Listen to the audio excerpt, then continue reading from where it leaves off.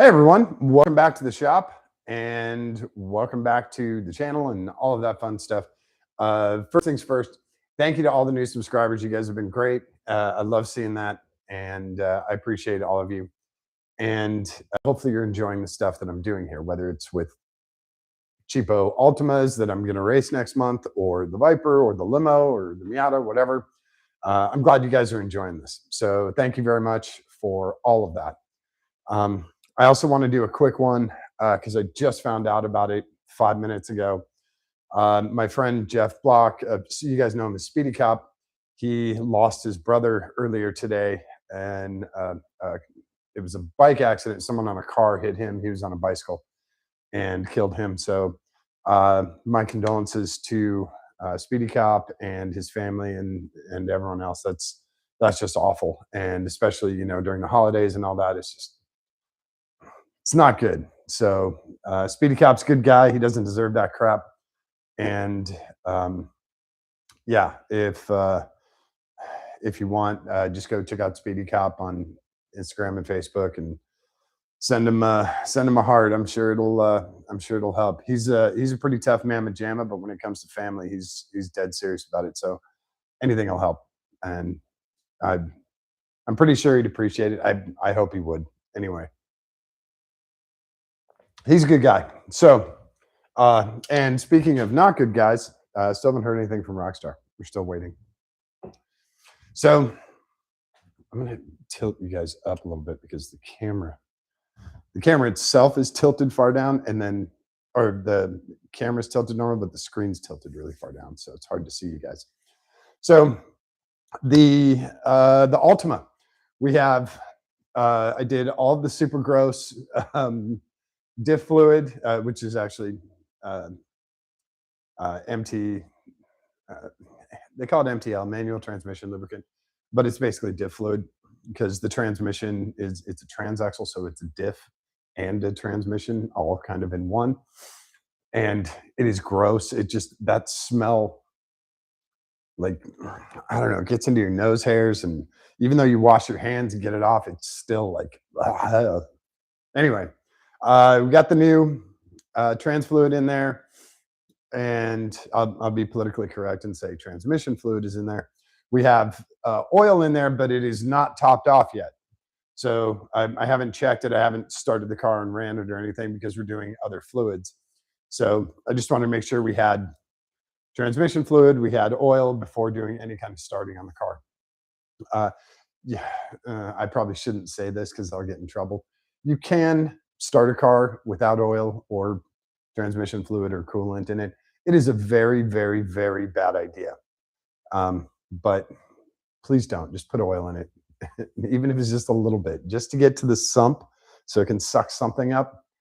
Don't run a car dry. It's a bad thing. It's a really bad thing. So what I wanted to do tonight was the coolant on the Altima, and we're not doing a full flush because I'm pretty sure the radiator is going to eat itself and go through just a ton of distilled water, and it's messy. It's going to be messy enough to begin with. So if this car survives the race, then maybe we'll do a full flush. But for right now, we're just going to remove the old coolant, all the coolant we can get out of there. And it's going to be about 80% of it. So we'll be in pretty good shape. But we're just going to put in new coolant and call it good. So I'm going to show you guys some cool tools to use for that, and kind of sort of the basic process for it. There's, different cars do different things. On the MR6, on the race car, the Toyota race car, we have a very specific, very complicated bleeding procedure for getting the air out of the system. And on this car, it's much simpler. On, my Ram 2500, it's always different. But the general consensus is you want air out of the system. Air does not cool as well as the coolant and the water. So that's the trick. The other thing, don't put regular tap water in your car. There's minerals and additives and stuff in there that will eat away at your engine block and corrode it and do all this nasty stuff to it. So if you're doing anything with water in your engine block, whether it's iron or aluminum or whatever Christian von Koenigsegg is working on now, whatever material it is, please use distilled water. It's way better for all of the components, the water pump, the block, the radiator, everything will appreciate distilled water more than tap water. I promise. If it's an emergency, you're in the middle of the desert and all you have is, you know, Dasani or whatever, yeah, fine, I get it. But for the most part, when you're doing stuff like this at the shop, distilled water is the way to go. And if you get coolant that is not mixed, if it's raw coolant, you're going to need to mix it with distilled. Plus, the coolant works better with distilled than with regular tap water. So, distilled water is the way to go. That's it. I'm going to show you guys a cool tool. And I have one of these. My friend Jeff got me one for my birthday or Christmas or Arbor Day or something many years ago. And I have one in Ohio, but now I have one down here. And I'll show you guys this cool thing. And you can find these. These are cheap. These are less than 20 bucks now. The other ones are, 30, 40 bucks. But this is, I don't know what they call it, a radiator funnel kit, I guess is the best way if you're going to look it up. And this just has a silicone lid. And then inside, you have a bunch of nozzles and adapters. And I'll show you guys how this hooks up to the car. So I get a light over here so we can sort of see stuff. Do I have a light going? Yeah, of course he's on charge. Everything's on charge. Everything's on charge. No, we're not sticking anywhere up here. So we have to go from, yeah, okay. That's going to kind of have to do. So what we want to do is we're going to take a look inside here, and I'm going to bring you guys over and I'm going to show you how gross it is. But these adapters work really well for a whole bunch of different cars. Now they don't fit everything, but they do fit a whole bunch of different cars. The O-ring side goes in the radiator, and then this attaches. You have extensions which thread on, and you have different caps. So depending on what kind of radiator you have, there should be, there's a couple metal caps in here too. So, there's like GM or American and Japanese, and then there's a bunch of different size adapters. So these things are great. They're, like I said, they're about 20 bucks, 25 bucks, and they come with everything. And then the other cool part is you wash it out,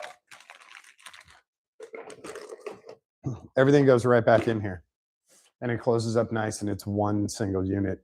Now this one is different than my one in Ohio. This one actually has a valve for open and close. So that's closed, that's open. The one I have in Ohio has a plunger that goes in the top up here. Either one works fine. This one just happens to have the valve here, which, is kind of nice. Now here's the other cool thing.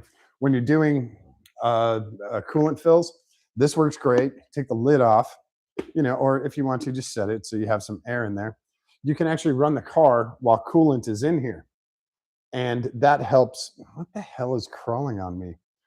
That helps get the air bubbles out of there without, having to, wait for the car to cool down and undo it. Once you get the car to temp, you'll start to see air bubbles come out of here, and they can vent out that way. And that's a really great way to bleed the system. Now, when you're all done, you ready to put the cap back on? You close this up like he is now. Sorry. Close him up, pull it off. You have a little sprinkle down there, but you take this over to your bottle of coolant and put it in there, and then open it. That didn't work too well. That didn't work at all. Put it in the bottle of coolant, you open it up, and it drains into the bottle. Then you just wash this out and put it away. So that's why these guys are really cool. They're very handy. Otherwise, you have a funnel in here, and he doesn't fit, and he's bobbling around and all this shit. You don't want that. So I'm going to bring you guys over. I'm going to show you the coolant, and then I'm going to take you underneath the car, and we're going to drain the coolant. All right.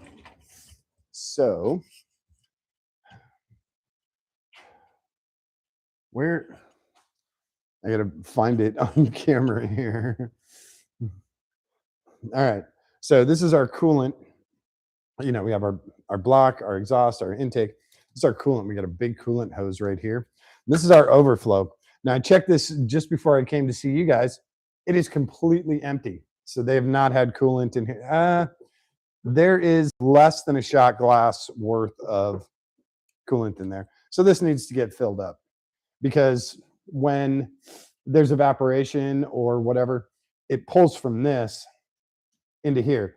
But also, if you have too much coolant in there, it drains back into this.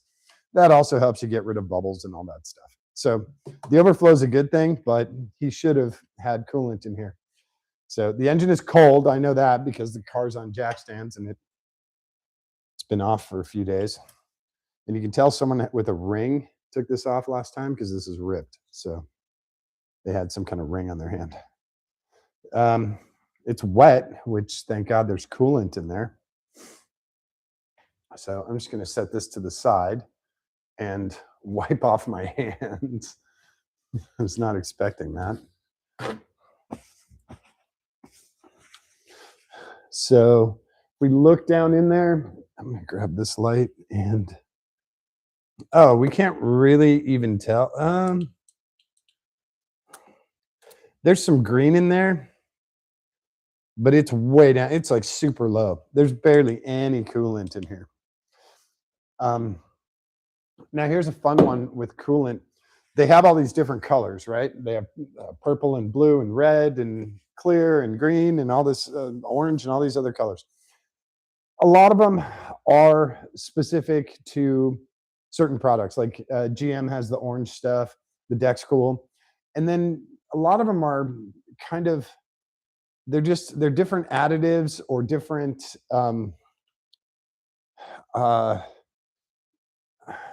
whatever inside the mixture that company thinks is going to help keep their engines running longer. So if you get in a tight spot and you have orange coolant and they only have green, it's okay. Just make sure you flush everything. Try to stick with one color coolant, whatever it is. But if you get in a tight spot, you're not going to poison your engine by running two different colors. But you want to try and limit that as much as possible. All right. I found a clip, so I'm putting him in the little clip tray there.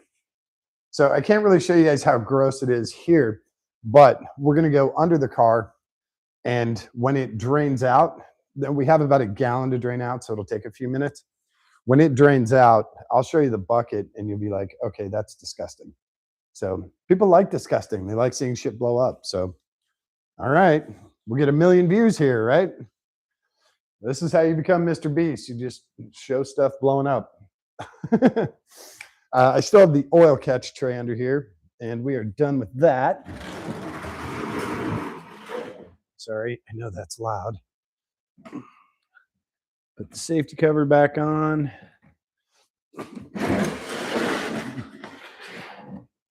The other good news is they used an STP filter when, I don't know if you guys saw that. You can see the blue STP filter.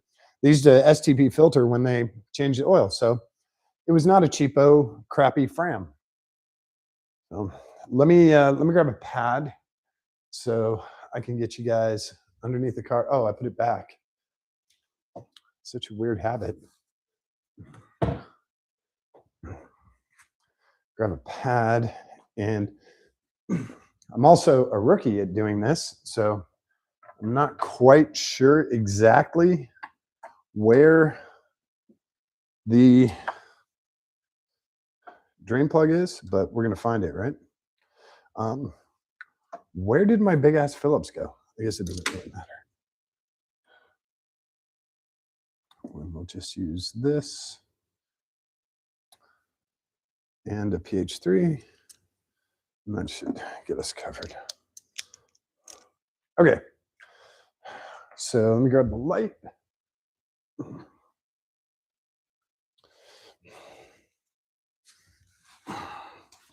gonna find this thing first. Oh my God, he's right here. Okay, and then I'll bring you guys down here. Hey, I found my other light.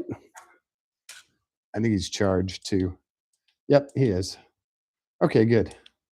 So we do actually have another light here. Oh, he was down here from when I did the oil change.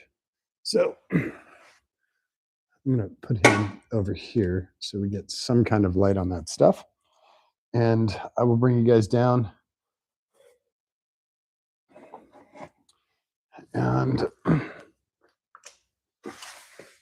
make sure you get a halfway decent shot here. All right, give me a second. Trying to do this without dumping everything. I'm not trying to get cinematic. I apologize for that. So let's see what kind of shot we got here. And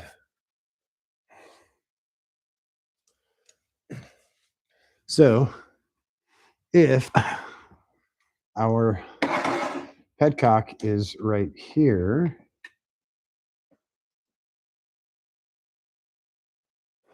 oh, people are messaging me. If our petcock is right here, you'll kind of be able to see the grossness. Whoa, computer just hooked on the brake. Whoa, hang on, here we go. What fluids are you starting with first? When did you take the intake off? I'm already done with transmission fluid, and with what was the other one I did? Oil. Brake fluid has still not arrived yet. Amazon keeps telling me, oh, sorry for the delay, sorry for the delay. Yeah. Well, that doesn't help me. So we're going to be draining into this bucket, and hopefully you guys will be able to see how gross it is. So I'm trying to keep the camera and stuff as far away from the computer as possible or from the drain as possible, because I don't want it to splash all over. Thanks for the free leaf. All right. I need a different driver. PH3 is too big. So we're going to move to something smaller, a PH1 maybe. It should work. I'm sure a PH2 would as well, but we'll just do this because he's kind of easy to clean. So the petcock is right back here, and he's at the bottom of the radiator. He's right underneath. You know what? I got an idea. Hang on. I'm going to move you guys just a little bit. If I kill the camera, that's one thing. If I kill the computer, that's something totally different. So if I can, I'm going to tilt you guys up here. That's a little better shot, right? And it's still kind of hard to see. Hang on. But you'll be able to see where the fluid's coming out. The petcock is right there. So I'll grab you quick and show you. See it right up there? I know the light's not on it because their shield is in the way, but there's the petcock. So now we're going to drain this guy. And I didn't name it petcock. That's not my term. Now, here's the other fun part, is you want to make sure everything goes in the bucket. And I don't want to advertise anyone that doesn't pay me, so rotate the bucket around. And this bucket holds about a gallon, and there should be about 4 quarts in here. So there you go. Hey, he's not that gross, right? That's actually pretty green. Oh my gosh, there's almost no coolant in here. This should be going for like 3 or 4 minutes. Holy smokes. We're lucky this thing didn't overheat. Oh, are you kidding me?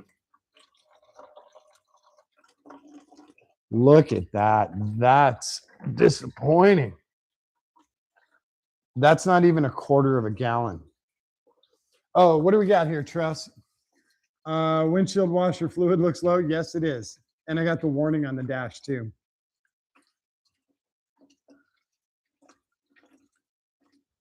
Oh my gosh.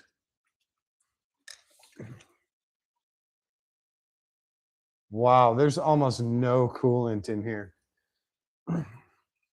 Yeah, there's a little bit trapped in the block because we're not running it. We're not doing a full flush. but I'm just squeezing the upper rad hose, radiator hose. There's nothing coming out of there. Damn. Okay. Well, we got lucky with that, and it's a good thing that we uh it's a good thing we checked.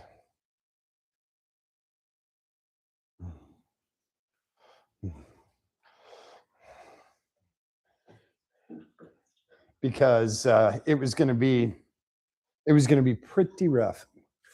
Oh, and you guys can see the roller stand that I'm on here. So they tell you, I'll come over where you guys are so you can kind of see me. They tell you that you're supposed to replace that petcock every time you take it out, like it's a one-time use. It is not. Unless the O-ring is broken, damaged, crumpled, whatever, you can actually reuse that petcock. Now, petcocks are, it's actually a drain plug, but they call it a petcock. Petcock's actually, technically a petcock would not unthread all the way. A drain plug does unthread all the way. That's the difference. So you can get those drain plugs. They're super cheap, but it's not necessary to replace them. You can also tell that this guy has hit a few curbs here. You know, whatever. These are the, look like the tow hook mounts maybe, but they're actually probably the mounts for the under tray that's missing. The whole under tray is missing on this car. Yeah. I'm guessing that got destroyed when the bumper got destroyed. So yeah, we're missing a lot of fluid here. We're not even at a quarter of a gallon, and this thing will take just a little bit more than 1 gallon. I think it's 4.4 quarts, something like that. Yeah. That's concerning. So, what do we got questions here?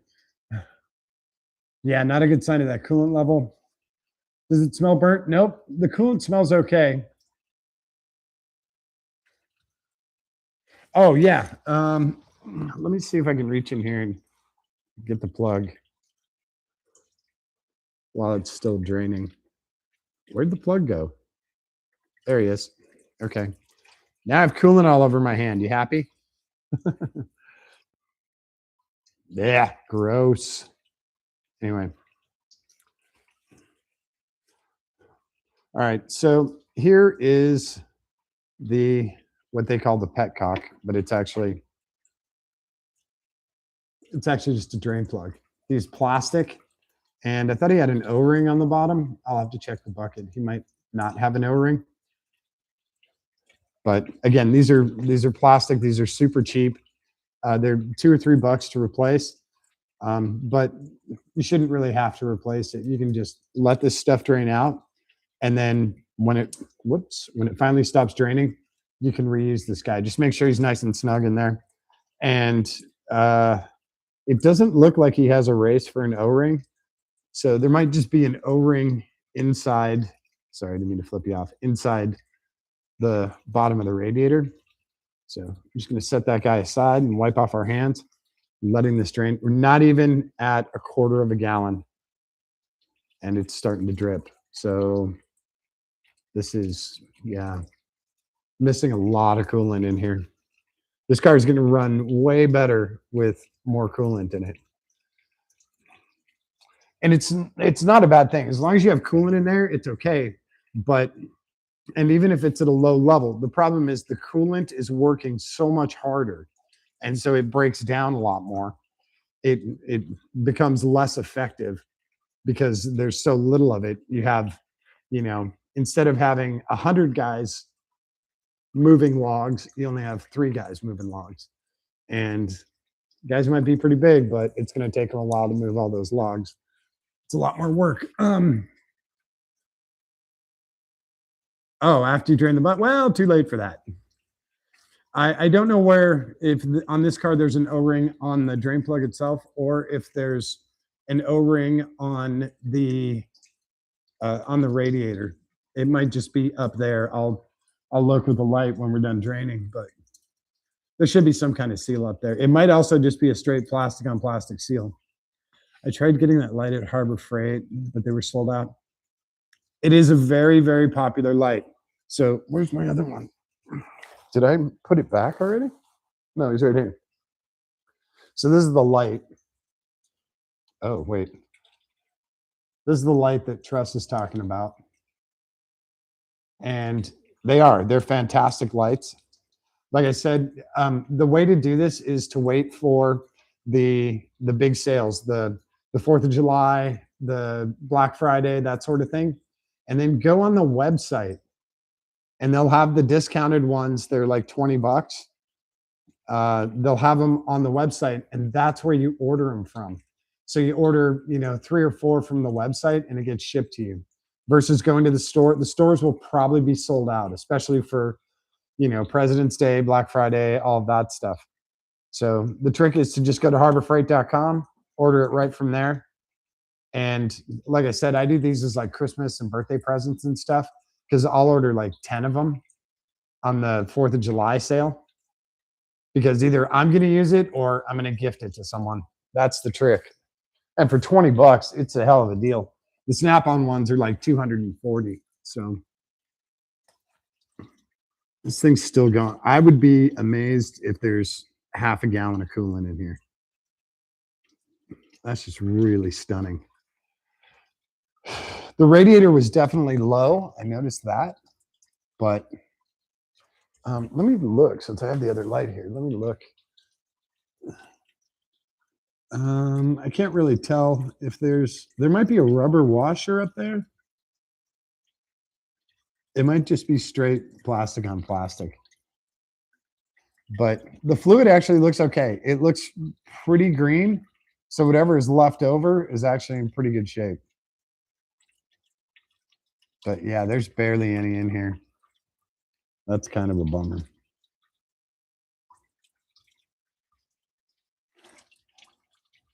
Also, the reason that there's barely any in there, you're like, well, how come you just didn't fill it up?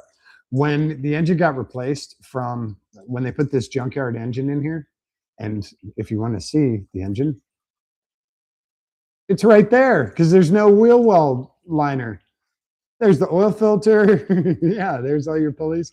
So yeah, the engine's right there. So when they pulled that, they never refilled the coolant. They just put the hoses back on or maybe they added whatever they had and called it done. It definitely did not get flushed or anything like that.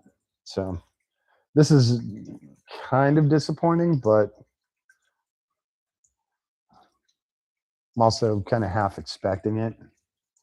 I thought the fluid was going to be absolutely disgusting, but it actually wasn't. So just extremely, extremely low. So I'm going to let that drain. When it stops making noise, then we know it's empty.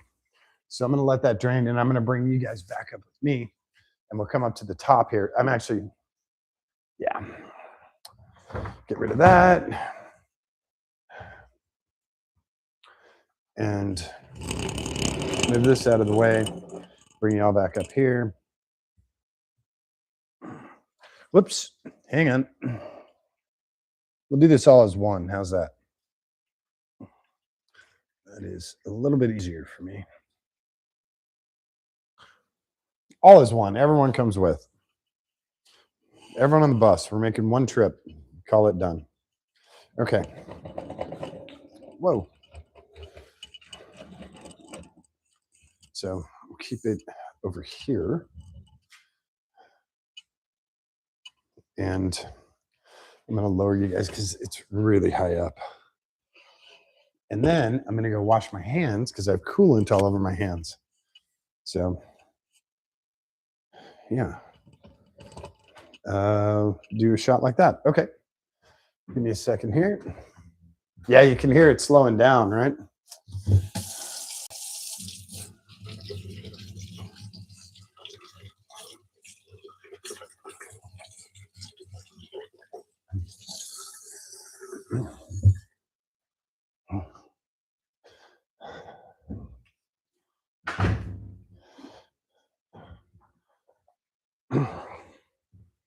Yeah, and I'm sorry I missed you guys last night. My friend Jackson came over after dinner, and we came out here and we started talking cars,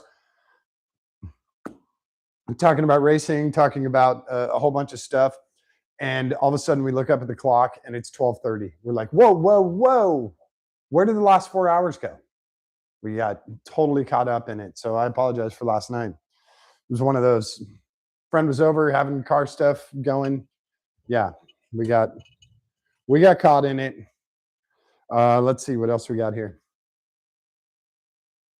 A shop tour. This shop is very basic. This shop is stupid basic compared to my shop in Ohio. I don't have a lift in here. I don't have anything too major. If you want a shop tour, yeah, I'll raise you guys up so it's a little easier for me to see. It's also easier to handle this thing. So, let me start. Oh crap! Of course that hits. That's how you get into the house. Garage door openers, water heater, beach and other stuff, other gardening tools and ladders just by the water heater, keeping it simple. And come back around and we have storage here. This is all the limo stuff. And I actually really don't like these cabinets. I would prefer shelving, but that's how it goes. This is more limo stuff and cleaning supplies. This is motorcycle stuff, helmets. And then in this one, we have a whole bunch of miscellaneous stuff, straps and bug killer stuff. And that's kind of it. And then over here, we have a lot of catch-alls. There's the intake, you can see. And these benches just kind of catch a bunch of stuff. There's the MSD from the limo, my current drink, my Centipede flyer. This was in the, we pulled out one of the chairs last night. This was left over from the Viper party. It was in one of the drink, the cup holders. And then we have Altima stuff here, more Altima stuff here. This is the old box Altima stuff. Motorcycle ramp, ladders, chairs.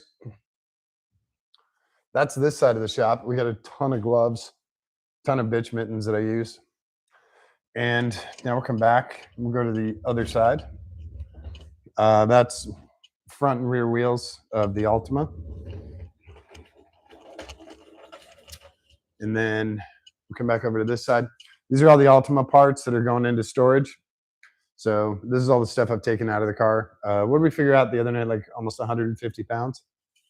That's about it. The recycle bin, the garbage bins. I keep them inside so animals stay out of them. That's just me being weird.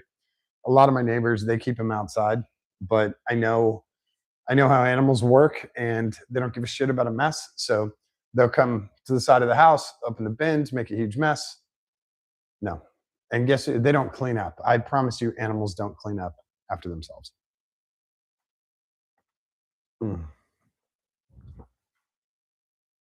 Where's the sink? The sink's just inside the house. It's the laundry room. So the sink's in the laundry. Oh, sorry. We were on that wall. We were coming from, where is it? The laundry room right there. There's nothing on this wall. Use it for whatever. Some gardening stuff, the Yeti, some cleaning stuff, wires, my Viper keychain things that my friend Matthew Bronstein made. These things are awesome. They're just 3D printed valve covers, and then they have some magnets in them. And then he did red ones and black ones for me, and keeps the keys handy. They're really sweet. Jumper cables for electrical stuff. The Harbor Freight jack. Oh, there it is. Toolbox. This is the super small box. So my box in Ohio, the reason I haven't put anything over here is because when the box from Ohio comes down, if it's this shop that I'm working in, I'll show you where my box from Ohio will go. So just as a kind of a reference. So there's that whole wall. That's why I haven't covered up that whole wall. And get a measuring tape. And I don't have anything to hook to. So I'll try and balance this out. We'll just rest it on the edge there. That'll be pretty damn close. So my toolbox in Ohio actually will come to right here. So that's the difference between the shop down here and the shop in Ohio. It's also another 6 inches deeper, and it's a little bit taller. Has a locker. It's a little different. If you watch the old videos, you can see it in there. But that's why that section of the wall is open, and I don't have a whole bunch of stuff there. The shelving came with the house. So if the toolbox needs to come here, I've got room for it. This is the other shelving and cabinets. Again, I'm not a fan of this stuff. I would much rather have actual shelves than cabinets. Again, just keep spare stuff in here. Molly grease, electrical tape. This is extra wiring stuff and a label printer. This is all car care stuff. And then this is all painting. Try and keep things kind of organized. This is long-term stuff, and then brake cleaner down there. And then on the far wall, well, I mean, we have the Viper that stays inside. The Miata's outside right now. It has a cover. I got the BAF, the big ass fan, Miata hardtop that's getting the top repainted. And then there's a bunch of supplies over here. Sawhorses and motorcycle chocks, the vacuum, the Noco battery maintainers are over here. And then you can see some clamps and stuff on the conduit, the weed whacker. There's an old air compressor back there, which is kind of hard to see. Before I got my regular air compressor hooked up, I was using that guy. And then it's a water filtration system for the house. The 4 things on the wall up here are for the jack stands. That's where they normally go. And that's kind of it. Nothing too special. The air compressor, you can see the hose right there. That's the air compressor. Goes up to the hose reel. Hose reel goes into the attic and runs the length of the attic, and it goes outside. Over behind the air conditioner is a outlet, and that's where the air compressor is plugged in. So the air compressor is outside, and that way you don't have a conversation with someone and it kicks on and scares the shit out of you. Yeah, I don't know what's happening with the Ohio shop yet. Still working on that part. So when I know more, you guys will know more. I don't have an answer to that one yet. So I really like the Ohio shop. I need that stupid Bentley out of there, but we'll see what happens when all is said and done. My light is dimming, so I'm going to put him on charge, and he's still draining down there.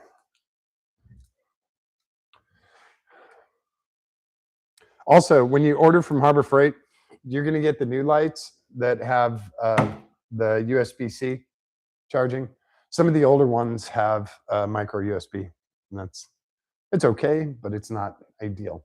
So I'll bring you guys a little bit closer here, and we can do some cool coolant stuff. What else we got? Where's the sink? Okay. So we're going to take our bucket apart. We're going to find which cap and fitting fits in here the best. And whichever one doesn't fit goes back in there. That guy fits, but he doesn't seal all the way around. We could find something better. This guy is threaded. He does not fit in there. That's one of the angle guys. This guy's way too big. He's like Kenworth truck size. That guy's a lot better. He's our winner so far. Yeah, that's our winner. Okay. He has the least amount of play in the circular motion, and with any good fortune, he might be too deep. Whoops. Sorry about that. Oh, we have 3 caps in here. thought we only had 2, but we actually have 3 different sizes, or 3 different styles, I should say. So it came with 3 different styles. So this is kind of what we had, and that stays in there. Now, when you put this on, you don't want this. That serves no purpose. It's just going to leak. So we'll take this off. If the cap comes off now, there it goes. And we got to find a different one. This one doesn't work. Put him back in the bag. Where was the one? That guy was close. This guy was close. This guy might work.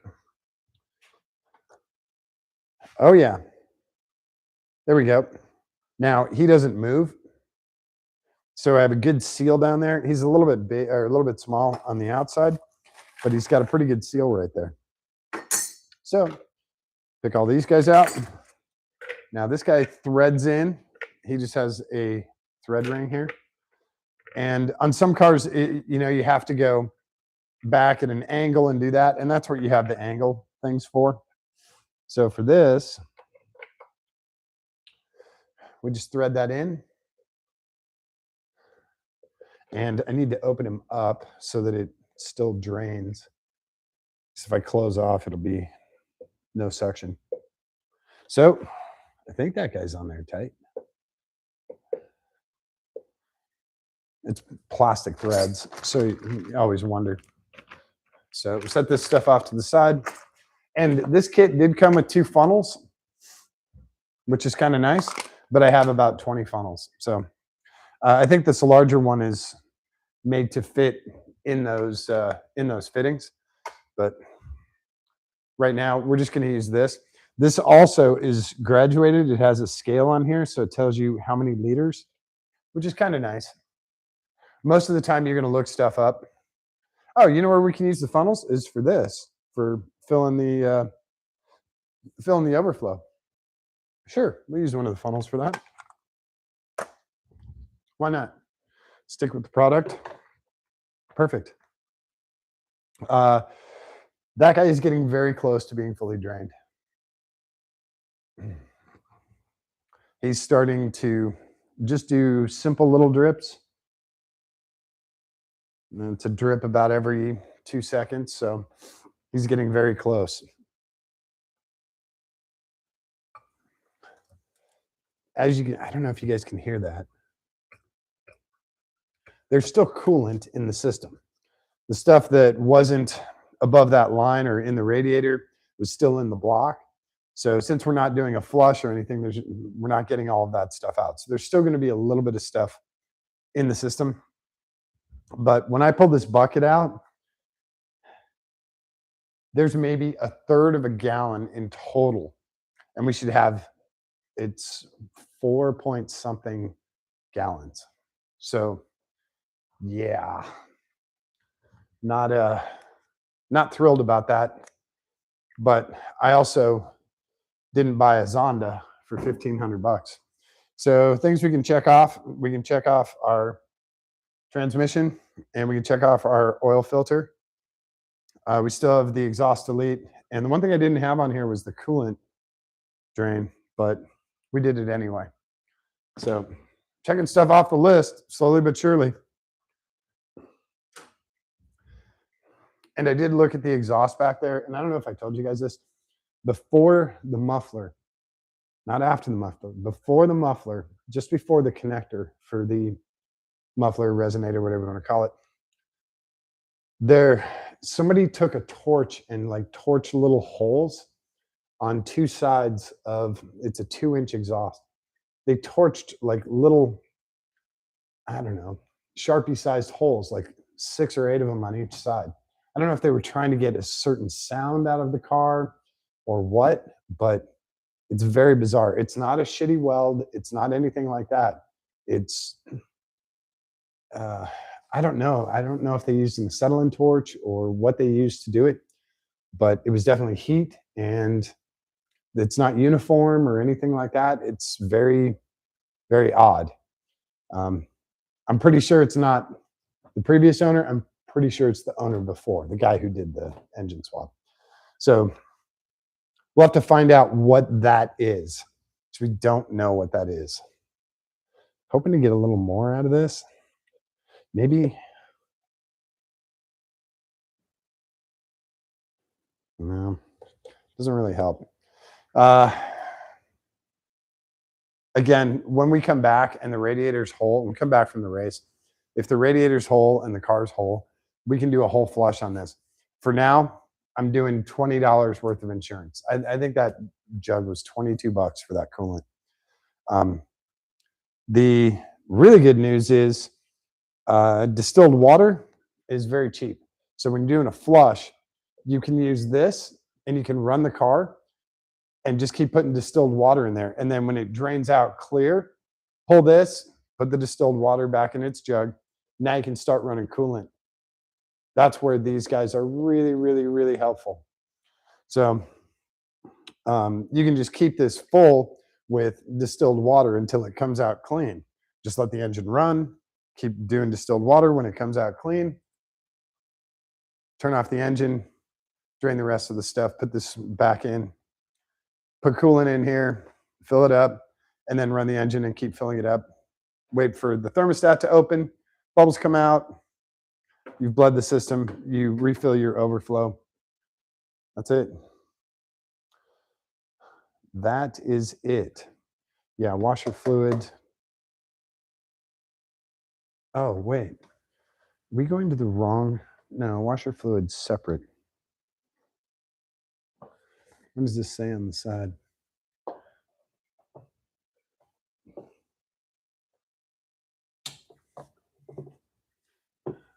Oh, there's the mark. Okay. I didn't know where the mark was for the coolant overflow. It's on the inside. It's not on the outside there. So we'll grab a rag, see if we can clean that off.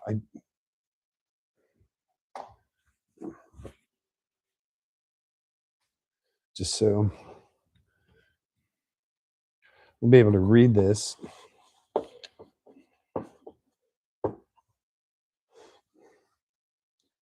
That did not really help. I guess a little bit. And for some reason, I think we're missing, I don't know, maybe he does just sit in there. There's just the one bolt. I guess he does. There's no like clip or anything. If there was a clip, it's broken off. So that's all right. That is okay. We can figure out from there. Damn, I can't believe it was that low.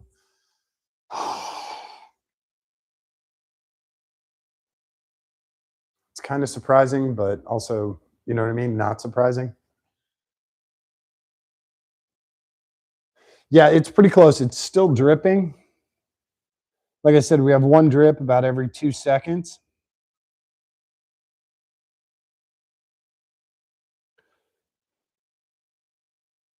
So it's still trying to move stuff. If I really wanted to get more out of it, I could just bump the starter. Well, I can't really bump it because it's a push button.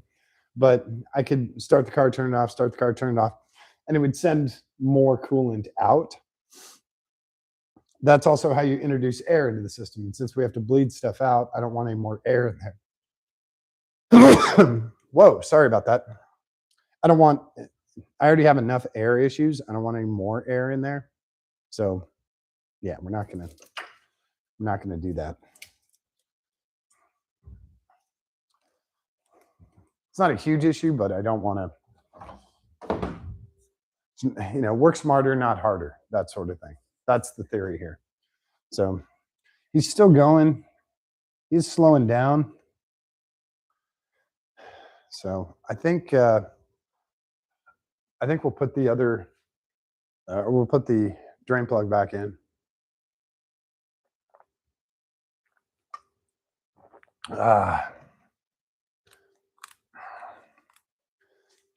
And he's plastic, so you don't have to do them like super tight.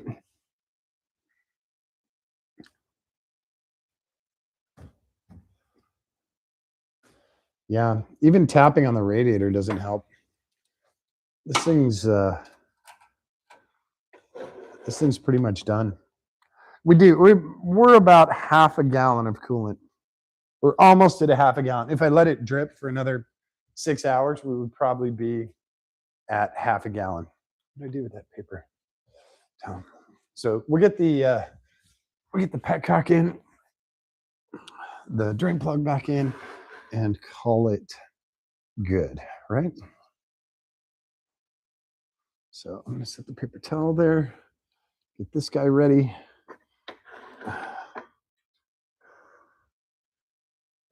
Trying to move things out of the way.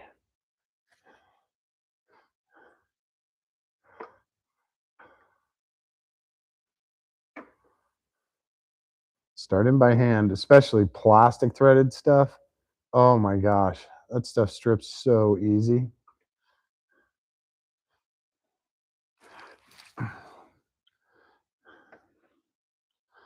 Yeah, I did not see an O-ring in there, and I do not feel one when I'm making that thing tight. So I do not think, I think it is a straight plastic on plastic seal. That is nice and tight. And we're done under here. We'll come back up here. Do the light up there for you guys. Is that light okay? Yeah, I guess that works okay. So yeah, P1 screwdriver works okay. And again, I got coolant all over my hands. So I'll show you guys the bucket. I grabbed the pad out of here. So we don't need that anymore. These things are great. I love these. I have probably 8 or 9 of them. They're awesome. Wash my hands quick, just get the coolant off of them. And now you know where I'm going when I do this. I'm going about 5 feet beyond that door, just to the sink, to wash my hands. So, yeah. So now it's coolant time. And we can also check down there to see if, after we start filling this up, to see if we have leaks. And we'll run the engine. I need to run the engine anyway to move the oil through the system and make sure I get the correct oil level. But where's the bucket? It's pretty damn gross. All right. Let me see if I can get you guys a shot of this without pouring it all over the battery. Hang on. I have the skills necessary to tilt a bucket. So that's the coolant. This bucket was clean. This was pool water that I had in here. So this is the green that came out of there. So yeah, we're all done with that. We will dispose of properly. And now we can go and do new coolant in here. We have this open. So as soon as we put coolant in here, it's going to start going through the system. We'll run the car and try and get some of the air bubbles out. You'll be able to see the air bubbles come out. You can also help it by pumping the upper radiator hose. So we'll put some, I want to put some in the overflow too. So the stuff I'm going to use is blue. It is Z-Rex. I've never had any problems with this stuff. That's the stuff I'm using. They don't pay me anything for this. I actually had to buy this. So Z-Rex blue, and of course it has a tinfoil cover on it. We will take care of that immediately. Keep our cap close by in case we have a major problem. And time to fill. Cheers, everyone.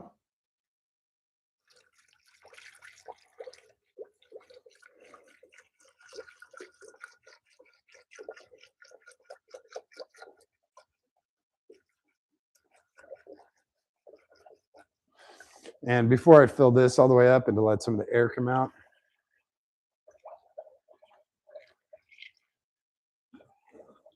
Just going to add some to the overflow.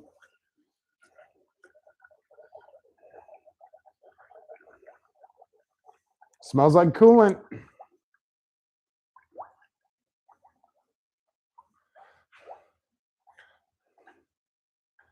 You can see it bubbling out of there. The air's getting displaced by the coolant. But sometimes you'll have a bubble that stays in the cooling system and coolant just kind of goes around it and the bubble's like staying put. It's very odd. And then you get this weird temperature reading on your car where it's 180 and then it's 230 and you're like, what the hell? It's because that bubble is being a problem. Air's pretty incredible, especially in a sealed system. And it compresses and expands when it gets hot and colder, hot and colder. It's nuts. So this guy is going. He's taking all the coolant. We have a dry floor. I'm calling that a win, right? This car didn't have any leaks when I got it, aside from the valve cover here. But it didn't have any major leaks, so I only have a gallon of this left. How much?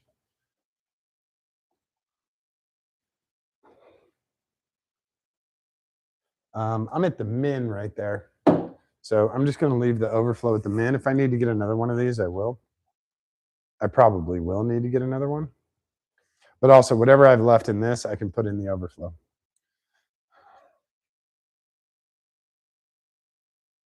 I'd much rather have the radiator full and the overflow empty. Is that it, buddy? Is that all of it? Yeah, you're a naughty coolant bottle. All right. Recycle this stuff. Don't just throw it in the trash. And also, if you're doing a bigger engine that has more than a gallon of coolant, save those coolant bottles because you can take this extra, put it back in there, put the name of the vehicle and the date on there. You'll have extra coolant for it if you need it in the winter or whatever. Check for leaks. Yeah, no leaks. No leaking. Totally dry floor under there. Totally dry floor. It is supposed to have the O-ring. Is the O-ring inside the radiator or is it supposed to be on the plug? Because there's no race or anything for any kind of O-ring. Is the brake fluid reservoir empty? No. The brake fluid reservoir is here, which also does the clutch, and it's full. Yeah, this guy's still going through.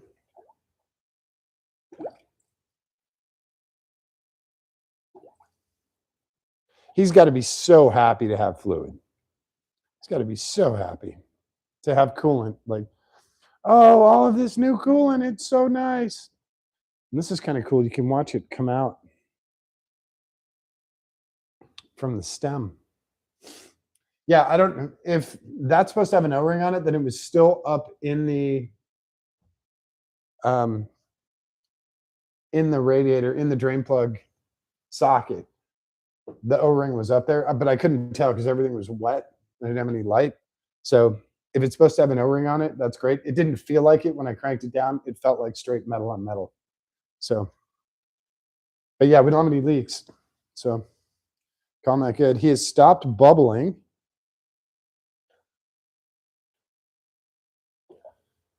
By himself. Herself, I don't know if this is a he or a she yet. I haven't decided. It's still going a little bit.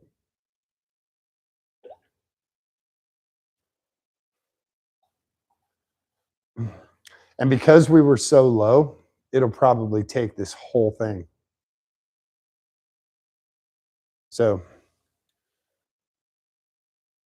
I'm going to start it up and I'm just going to let it run for a minute or two because the garage doors are closed. I don't want to kill myself. So we'll run it for a minute or so. You guys can see this work, how it's moving the air and stuff through there. I'll shut it off and I'll kind of finish this off tomorrow when I can have the door open and stuff. But you have all the basics down. You have the cool tool, which is less than 20 bucks, and you can use it on a myriad of vehicles. And you know the basic process of draining and then flushing and filling. Flushing, you would just, instead of putting coolant in here, you just put distilled water all the way up to the top, and you just run the engine, keep going until the water that comes out of the drain or the petcock is clear. When that's clear, then you're totally empty. Then you can start putting coolant in there. Yeah. And when you do the flush and fill, you want to use the concentrate because you'll already have distilled water in there. So that's what they mix. This is a pre-mix. So I don't need to add distilled water. It's already mixed with distilled water.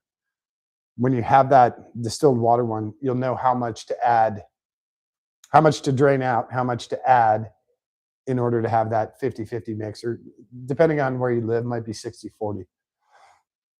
Okay. We're done kind of manually bubbling, I think. I'll give the car a start and you guys can watch this. Hopefully you can see this bubble. Can you see it bubble? Yeah, you can see it move around. I know that was kind of gross. I'm sorry. All right. I'm like, damn, did I lock myself out of my own car? Good thing I have the parking brake on. We're in neutral. And let's give it a quick start. Whoops.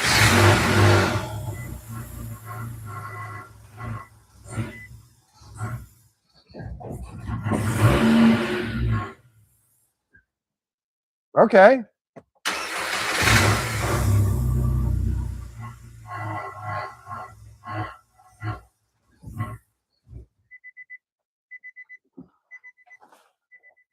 Okay. Don't know what that is. That's interesting. It should just run just fine, but it doesn't want to run. It's not showing any errors. Everybody's plugged in. We haven't changed anything else. It's got oil, I promise. That's weird.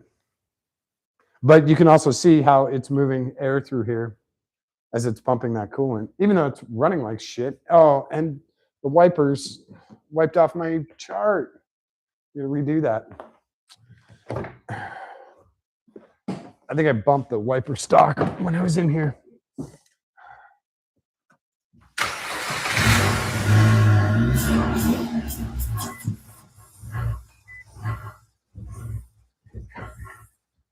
Yeah, what the hell is that?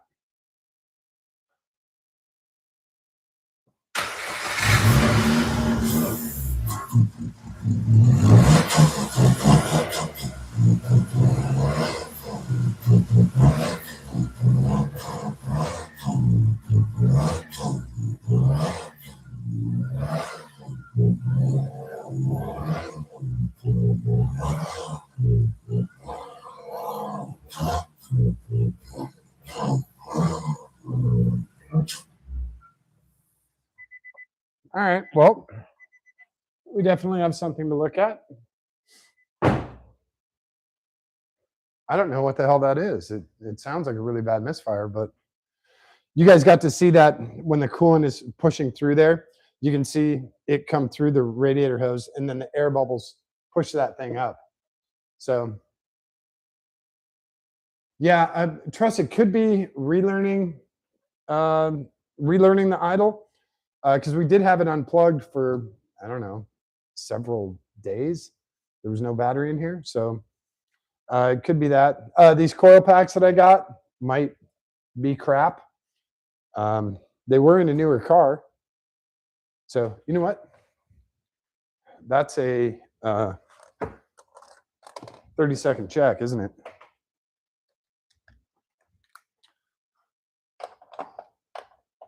No, I learned this. Unhook first and then disconnect. Wow, this engine gets warm quickly. Okay, unhook. Ah, come on, buddy. There you go. Unhook. Oh, come on. There we go. Unhook.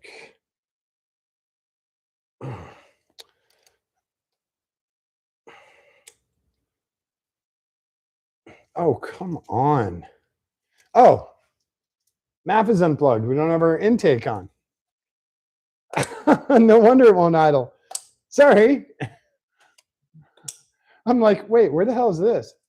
Our intake's not on our map's unplugged. No wonder it's not idling. Sorry.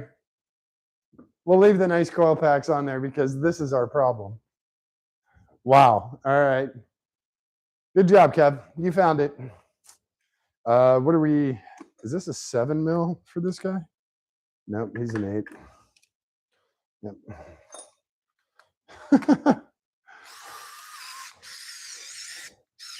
I also, one of the things I did when I pulled this off is I trimmed the excess off of this. It had about another 3 inches of excess and just kind of hanging out in the breeze, and it looked like shit. Plus, your clothes catch on it, everything catches on it. So, yeah. That's so funny. That's like, hey, I'd like to idle. Can I idle, please? I don't know how much air is here. I don't know how much fuel to send. Can I idle? Is that cool? Would that be cool if I idled for a little bit? Yeah, sorry. That was me.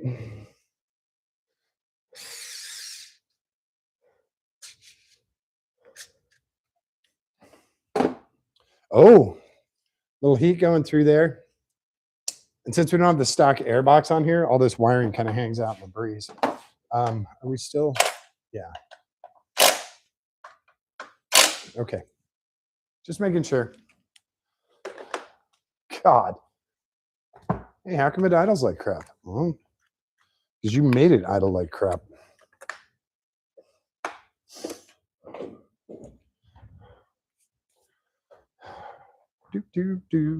Let's try this again. And yeah, it's getting a little carbon monoxide in here.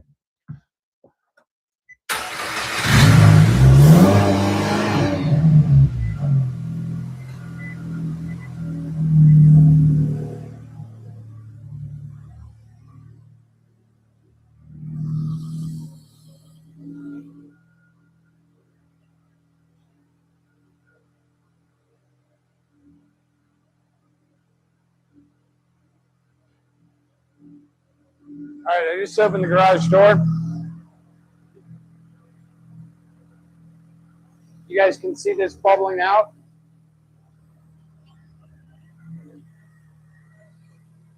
Let me grab you here.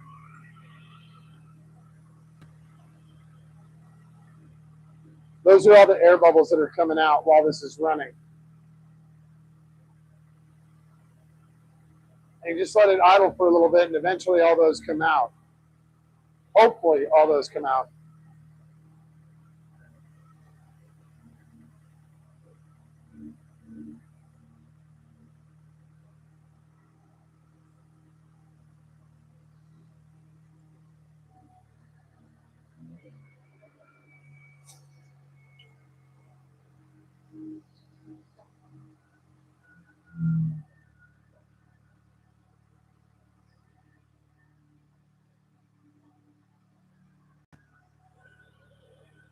Okay.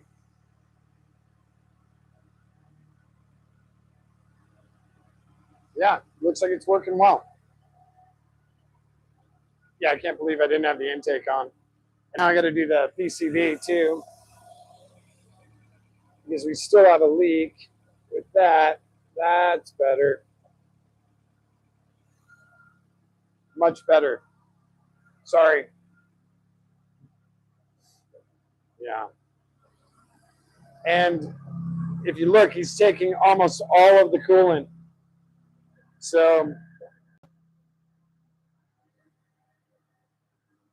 yeah, we're going to definitely have to go get another bottle. So we'll need it for the overflow and for this. I'm going to turn the car off because he's going to suck air into the system here in a minute. So there's a lot of good news from this. Number one, we don't have any leaks. Number two, the water pump works really well. Number two, the hoses work really well. Number three, I'm an idiot for not putting the intake back on as soon as I was done Replacing the diff fluid, that you do a funnel down there. I showed you guys where the little cover is. So taking this off, like if the original air box was in here, you'd have to take it off too. But I took this off so that we could have really easy access to that. And it is, you just have a longer funnel. It goes right in there. And that's why it was off. So I'm just going to let this sit, and he's going to bubble out stuff. So tomorrow I'll go grab another gallon of that, and that should help us fill. Also, it'll help us check for any leaks or anything. So successful, all new fluids. Plus, I can check to see how much oil we need because we let it run for the minute. Yeah. He's going to take all of that fluid. That's a good part. It'll be clean. But yeah, if you have this super full when you're running it, you can just set the lid where you have a little vent right here. If it's up here and kind of bubbling, you don't want it spilling everywhere, you can just set the lid on top. Yeah, he's taken pretty much all of it. We're almost down to the clear here.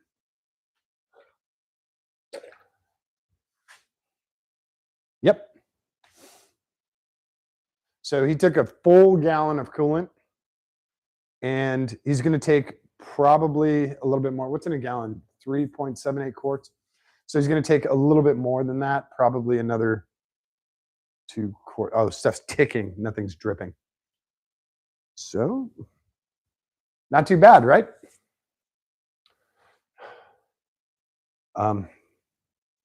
Get a $1,500 car. You put, let's see, in total so far, we have probably $250 into the car, including the brake pads, which were supposed to be here today. Brake fluid was supposed to be here today. Brake pads were supposed to be here today. Nobody showed.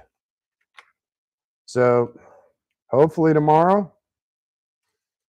I'm also waiting on a guitar, but I know that's coming at the top of the year. So that's it. That's kind of simple coolant stuff.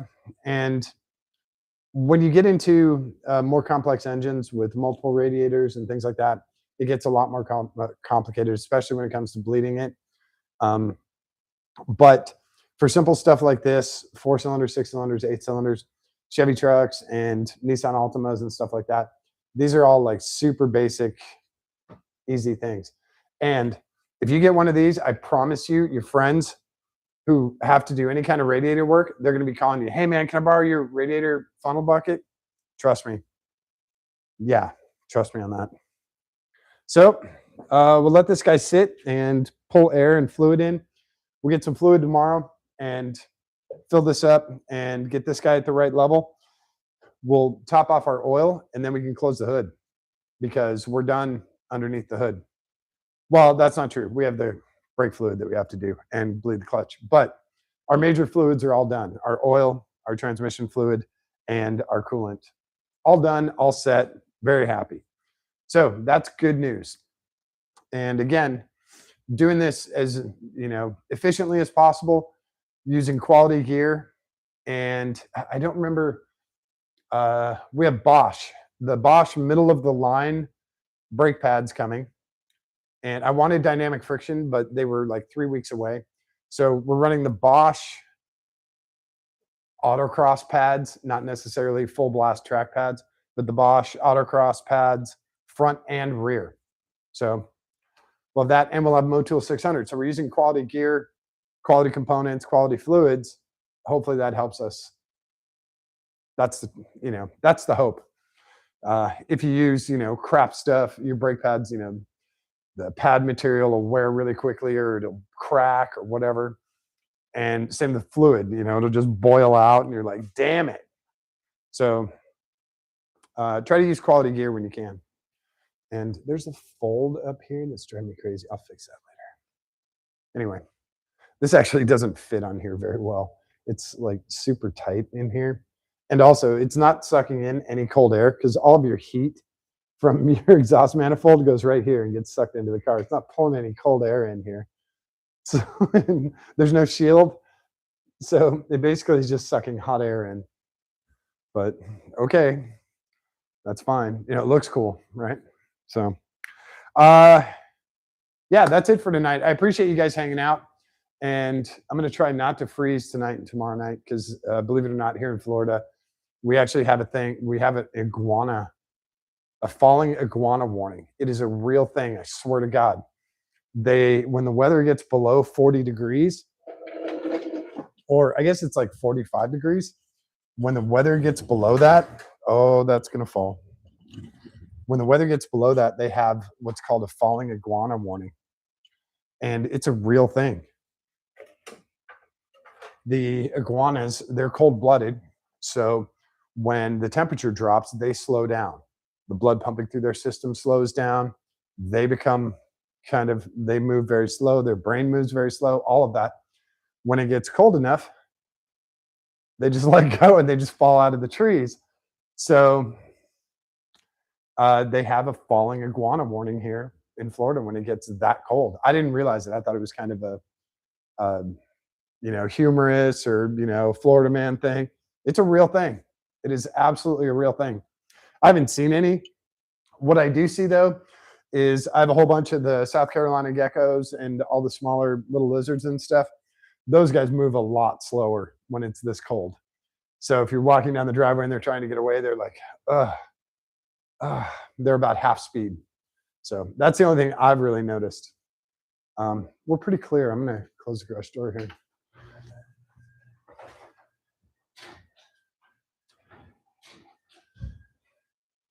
So yeah, we still have a little bit of coolant in here. It's still kind of bubbling. Oh, nope, he's all the way down. He took the whole gallon. Okay. So we'll have another, I'll pick up another gallon of that Z-Rex blue, and that'll fill the main coolant, and it'll give us our overflow. And then we'll be cool on all the big fluids, the smaller fluids, the brake stuff. We're probably going to do brakes in a 2-part series. We're going to do pads, and then we will do brake bleeding and brake system flush. So we'll probably do it in 2 different things just because it's going to be kind of long on both of them, and it'll be sort of detailed. A lot of that stuff will apply to a myriad of cars. So you can have, stuff you learn about doing the brakes on this, you can transfer over to a Toyota Camry. You can transfer over to a lot of other passenger vehicles where it's the same concept. It's just the bolts in a different location. Okay. Or your brake line's routed different, but it's the same. It's still a brake line. Your wheel speed sensor comes up over the control arm instead of under, whatever. It'll all be super basic, and it'll cover all of the maintenance. So you'll have that knowledge. You can do whatever you want with it.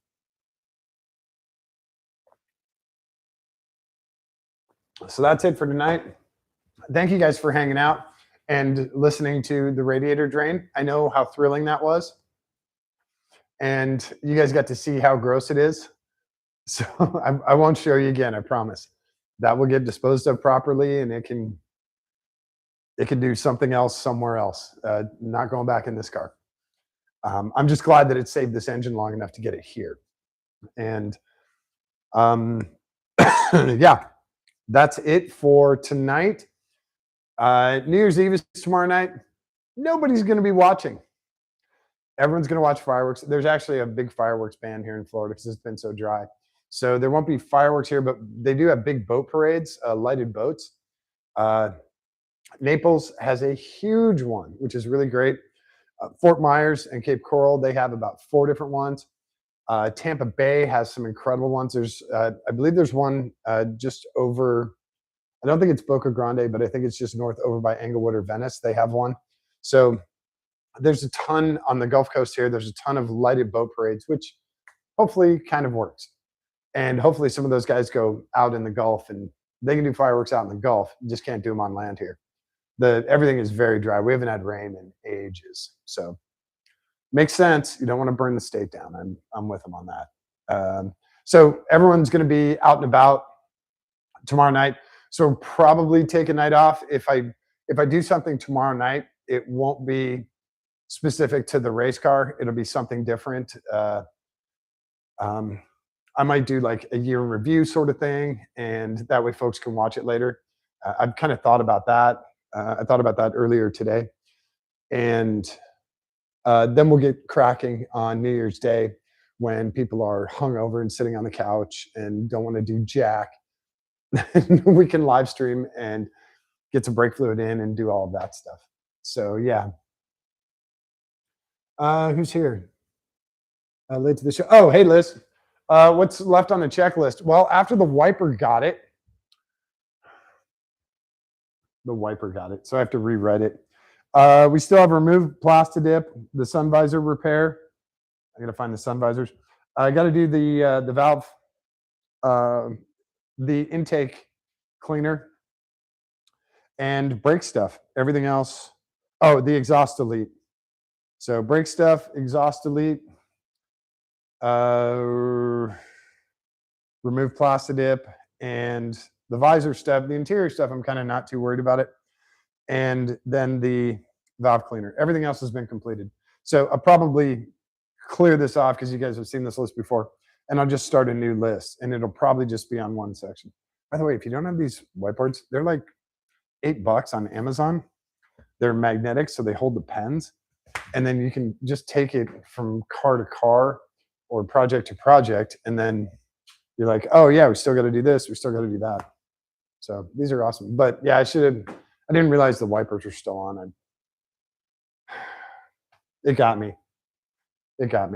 So yeah, tomorrow we'll probably do a year in review. I'll take some notes, and we'll do a new list. So we have what we have to do for the next 3 weeks. Actually, it's just over 2 weeks. It's the 17th, and we'll probably go up there on the 16th. If not, we'll go up there extremely early on the 17th. Again, I got to talk to Speedy Cop and see what he's going to do. I'm going to paddock with him and shadow him at this event because he knows everywhere to go and what time to be there and who to talk to and all that stuff. So he's an invaluable resource. Very, very good resource. Super, super awesome guy. So that's it. So we'll probably do a year-end wrap-up tomorrow. If folks want to watch that later on, they can. And then starting the new year, more race car stuff, more Viper stuff, more limo stuff, more Miata stuff, and hopefully not truck stuff because my truck is in actually really good shape. Are you doing all 4 brakes? Yes, front and rear, all the way around. And running the same pads all the way around. So we have the medium grade race pads. We don't have the full blast Bosch race pads, and we don't have the basic Bosch race pads. I got the ones in the middle. And that should be plenty for what we're doing here. We've dropped 150 pounds. Hopefully we can drop a little bit more weight. That'd be nice. We actually dropped some because we don't have the front splash shield, and we don't have, which is probably 2 or 3 pounds. We don't have the splash shield on that other side, which is probably another pound. So we're at 150 now. If we can, delete some other stuff, that'd be great. I'd love to get rid of 30 pounds of sound deadening. That'd be nice. Maybe more. And another 20 pounds of carpet. So Jackson asked me last night, he's like, why don't you just pull the rear panels for the back seat? And I'm like, it's actually probably not a bad idea. So I might take those out and get another 5-10 pounds. I'm not too worried about weight in the back. I am really worried about weight in the front. This thing is not very well balanced. So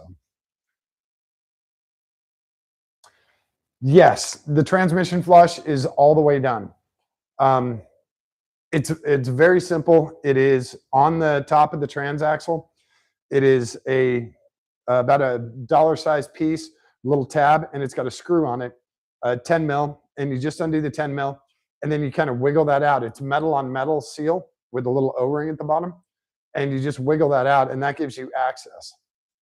The drain is a 10 millimeter Allen. Drain everything out. Let it drain. Like I did, I let it drain overnight. Come back, clean it up, put the drain plug back in, and then just a long funnel, and you do 75, 90. Do 2 quarts of that, minimum of 2 quarts. And then look down. When it reaches the top of that fill plug, that's when you're full. So just underneath the top is when you're full. That's it. The transmission on this is very simple to maintain. So yeah. Um, and yeah, ran 7590 Lucas and 7590 Valvoline, a quart of each. And it came within, I don't know, probably a half inch of the top of that. And I'm like, all right, we didn't overflow and make a mess. We're calling that good. And I will run the car, and then I will check it before the race to make sure we still have, just in case it, you know, went in somewhere and we lost a little level. I'll definitely check it. Transmission's in good shape. Engine's in good shape. I'll check engine oil in the morning. Make sure we're good on oil before I go get coolant, because I still have about a quart left on.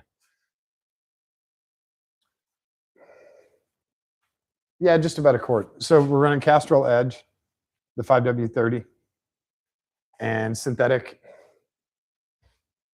It's a solid oil. It has all the additives and stuff that I want. So the Castrol Edge is going to work great, and it's not crazy expensive. So did you have to siphon it, or the plug's straight on the bottom? And I'll show you, because I don't have my really nice bits here. I had to use a standard Allen wrench. It's a 10 mil. Just use a 10 mil on the drain plug on the bottom, and it's a simple drain plug. Nothing fancy about it. I wish I had my bits. That would be really nice. And it's a metal drain plug. It's not plastic, which is great. Same thing, it's a metal cap on top. And you can see the metal cap. It's kind of teardrop shaped, and it has like a little handle for you to twist and pull up. So once you take that bolt out, kind of twist it to release it and pull it up as you're twisting it. It comes out pretty easy.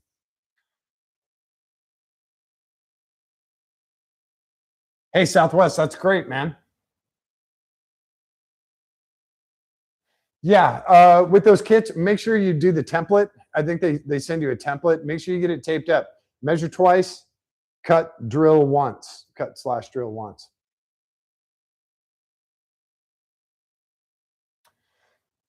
Yeah, trust. That's a good question about flushing and filling. With this, as this is a junkyard engine, it's kind of hard for me to do a complete flush. Run, jet fuel or kerosene through it, and clean out all that, pull the transaxle out, and rotate it every 20 minutes and clean all this stuff out, and then put it back in the car. It's hard for me to do that. The investment isn't there, or the ROI isn't there, actually. So since I don't know anything about this engine except that it did come from a junkyard, I don't know anything about this transaxle except that it came from a junkyard. So I don't want to put a whole ton of time, effort, money, all that into this thing. If I had a transaxle out, I had it apart, inspected all the gears, measured everything, put it all back together, everything was super clean, that's a different story. Then it would be easier to, do just drain and fill, because I'm using the same fluid every time after rebuilding it and making it perfect. So that's where the difference comes in. And like with the MR6, I had the transaxle apart, had the engine apart. I know the exact oil that went in there. I know what we're doing with all this stuff. So it's easy for me to just drain the oil, put in new oil. I don't have to worry if there's still 1040 in there, or if, some of the synchronizers are worn because of not running thick enough oil, or someone damaged them. I don't know any of that stuff with this. That's why it's hard for me to dump a ton of time and effort into it. Viscosity is something totally different. And with viscosity, 95% of the time, I'm going to follow manufacturer specs. So Nissan says to use 7590 on this. Now here's the trick.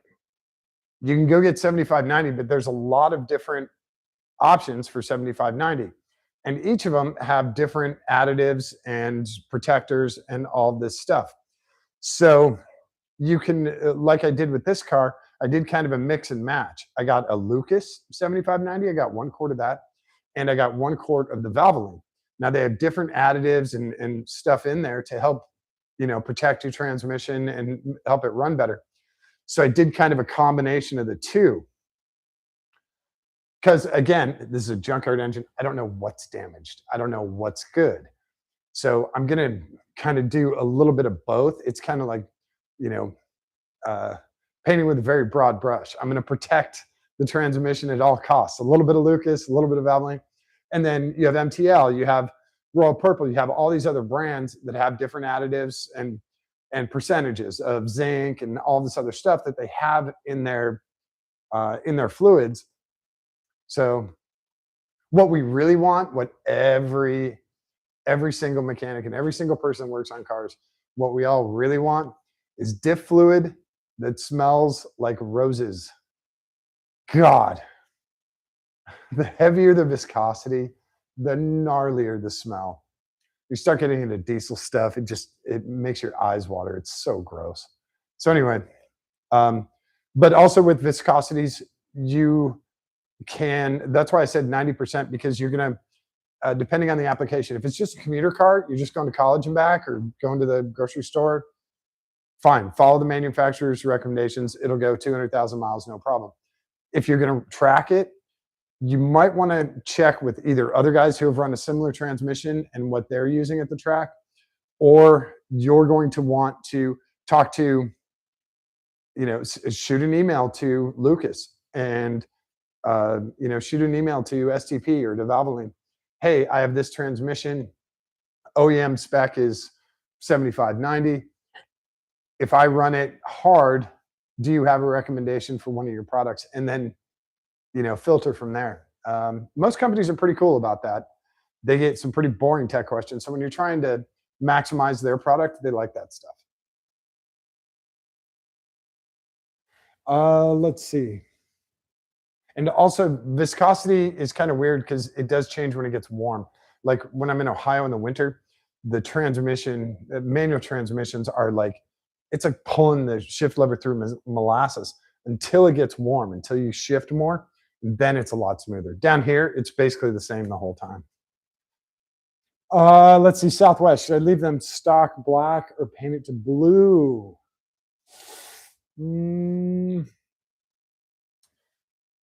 That is a tough one, man. Hopefully the pins and stuff that you're using are paintable. And then if you go to, who has it? I think it's AutoZone has, and it might be Advanced Auto too.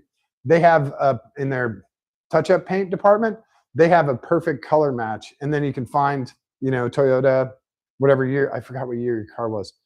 And you can find that blue, and it's the exact blue. You can lay out your pins, spray them, let them dry, put some clear coat on them. There you go.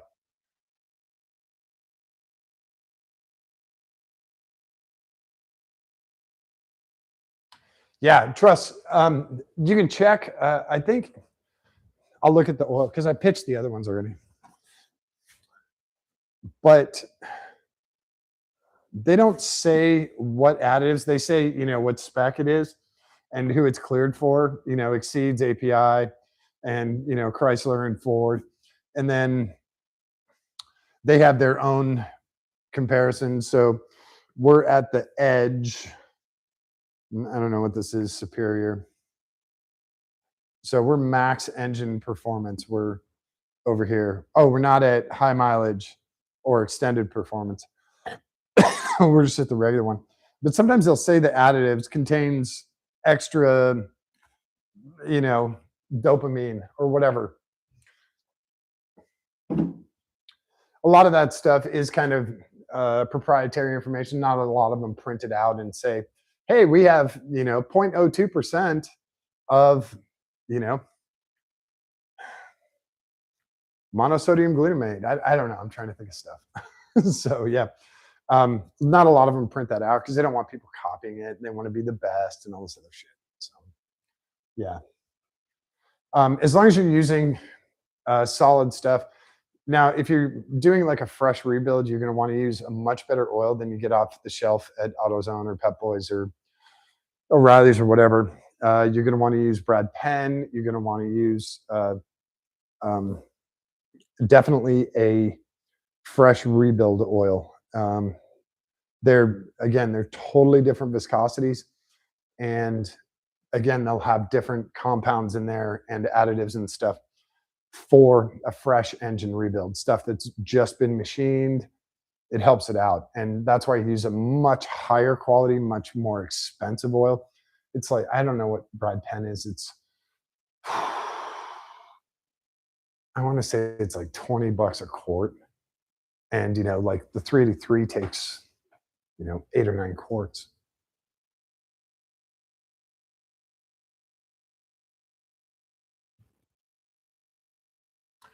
Yeah. All-wheel drive systems, especially the Audi with their system, they're probably the best all-wheel drive system out there. Definitely let the tech do it. If you're not comfortable with doing any of that stuff, the diff fluid change or the transmission fluid changes, definitely let the tech do it. But don't be afraid to ask the tech questions. Hey man, what viscosity do you run in the diff? What viscosity do you run in the trans? Ask them questions, and this way you have feedback for, or you have knowledge for later on. So that would be my suggestion with that.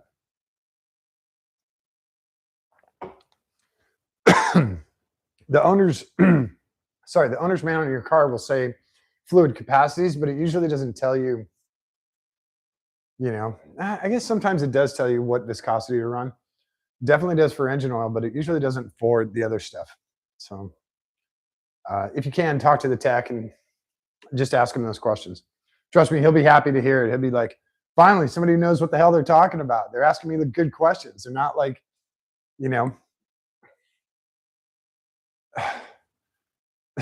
I'm trying to think of like silly questions. How come my TPMS sensors only say they're at 40%? Yeah, they better say they're at 40%. You don't want them at 100%. Trust me. You want them at about 32%. Yeah. So, yeah.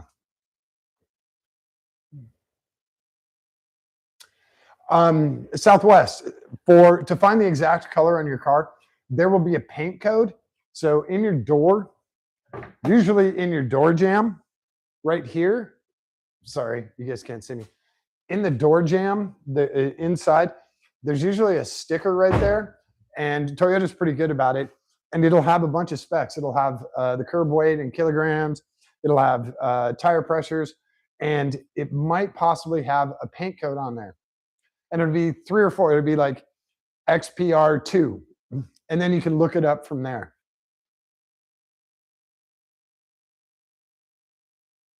Yeah, trust. The Audi systems are complex, but they're very stout, and rarely do you hear about an Audi trans or diff blowing up. You got to pile on a lot of stupid in order to have that happen. Their system, they've been doing it a long time. The next best system for regular passenger cars is probably Mercedes 4MATIC for reliability, not necessarily for torque or horsepower or anything, but for reliability and how well it works. It's definitely Quattro, and then I think it's 4MATIC. I think this is the next best one. After that, it's going to be Jeep, and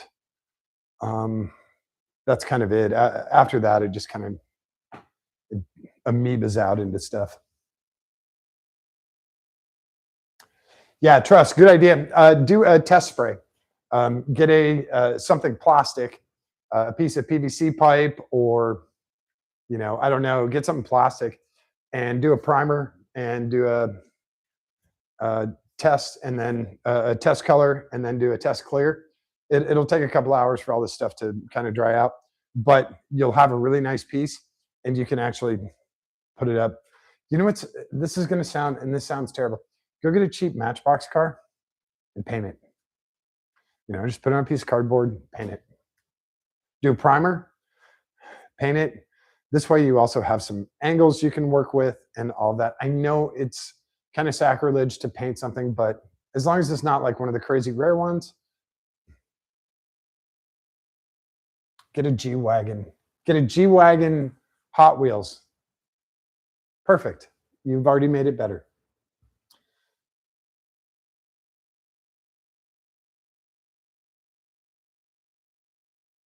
Oh, Liz, that's rough. Couldn't get the TPMS light to come off. Did you add air? I didn't know I had to. I just want to let everyone know compressed air does not come from the ether. It does not come from outer space or magic. You actually have to use a hose like that. Put the compressed air into the tire with a chuck. Holy shit. That's one of those like, wow. Yeah. Yeah, I can't help you with that one. That's one of those I would probably just walk away just because I can't. There's no way I could say something and not get fired. That's just a rough one. It's like, what are you doing here? Jesus. All right. Yeah, so that's it for tonight. You guys have fun stuff that you're gonna do. And then, like I said, I'll try and come back tomorrow night and do like kind of a year wrap up with the racing and all the other cars and getting the cars down here and stuff. Oh, what do we say? Yeah, Seth is probably a better person to handle that. Yeah, who was it? There was a company that sold a joke thing that was blinker fluid. It was actually just bottled water, but it was they labeled it as blinker fluid. It was very funny. I think it was I think it was in Canada. It might have been Canadian Tire. They did a joke thing where it was just printed on their blinker fluid. Like, hey, I got it. So they did it for guys that were trying to trick their girlfriends to go into stores. Hey, can you pick me up a bottle of blinker fluid? And these guys actually had blinker fluid. And the girl came out and she was like, yeah, I got it. And the guy's like, what? How? So I want to say it was Canadian Tire. It might have been Bell Tire. It might have been someone else, but it was definitely up north. And I thought that was pretty funny. Yeah, that was pretty good. So yeah, tomorrow we'll do a wrap up, and I'll try and make a list of all the cool stuff we've done this year with the race cars, the limo, the Viper, all of that, and then New Year's Day.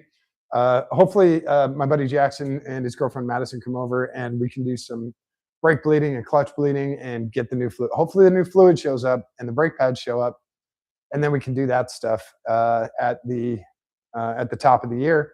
This car will basically be ready to race except for the theme. And I got a cool theme in mind, and we'll find out. So thanks everyone for hanging out tonight. I really appreciate it. I know it was boring listening to water dribble into a bucket or coolant dribble into a bucket, but you guys hung in there and you were awesome. And we'll get this finished up tomorrow. We'll have all of the major fluids topped off on the here and at OEM spec, and everything's going to run great. I'll run this and make sure that we don't have any bubbles in the cooling system. And then we'll do brake stuff, and that'll be the last of the fluids. So that's a good thing. And we'll double check for leaks in the morning. And I think that's about it. So yeah, thanks again, you guys, for hanging out. And thanks to all the new subscribers. You guys are awesome. I love seeing that. That really makes my year, definitely. And like I said, I don't get paid for any of this. So you guys enjoying it and saying, yeah, I'll watch this guy, futz around underneath an Altima draining coolant that looks like sewer water. Yeah, love to see more of that. So thank you guys for that. I really appreciate it. And tell your friends if you got friends that would like something like this where there's no bullshit and there's no editing. And if I succeed, I succeed. If I fail, I fail. You guys get to watch it all happen. So tell your friends. That would be awesome. I'd appreciate that. And yeah, so we'll probably be back tomorrow, something light, easy, nothing too major. And then we'll get cracking on this again and get it set up for the race on January 17th at Freedom Factory. So thanks again, you guys, for hanging out tonight. I really, really appreciate it. What else we got? Yeah, we'll do the throttle body cleaning. That'll come up. That'll probably be next week too. Camera op. What's funny is I actually have a camera that tracks me, but I have to run it. I have to run it differently than this camera. So maybe we'll do something like that. But yeah, it would be nice to have a cam op here to run this stuff so we can get better shots for you guys, get stuff done quicker. But someday, once I only need like, what is it? 999,778 more subscribers. And then I start getting paid to do this stuff. So after I get the 998, 778 subscribers, then we can get 2 cameras in here, some other mics, ones that don't cut out randomly in the middle of a live stream. So yeah, a little sound guy, all that stuff. Actually, no, I want to keep it very simple and very portable. So I'm glad you guys like this. Oh yeah, my friend is coming over. Jackson and his girlfriend Madison. That's going to be for brake bleeding though, so they'll probably be in the car. But having them, hold the camera or move it around or stuff is that's different than just the static shot here of, oh hey, that's not very thrilling. So yeah, we'll try and get some more original stuff in there. But yeah, I will catch you guys tomorrow night, and thank you guys for an awesome year and having fun with me and watching all this crazy stuff I do. I really appreciate it. It's really cool. It does me good. Makes me feel great that you guys are enjoying this as much as I am. So don't forget to show someone that you love them today. Give them a kiss on the cheek. Give them a kiss on the tip of their nose. Hold their hand. Give it a squeeze. It's really important for them, but it's far more important for you. All right, fireworks. I don't know where the fireworks came from. All right. Thanks, everyone. I will catch you guys tomorrow. And girls. Thanks.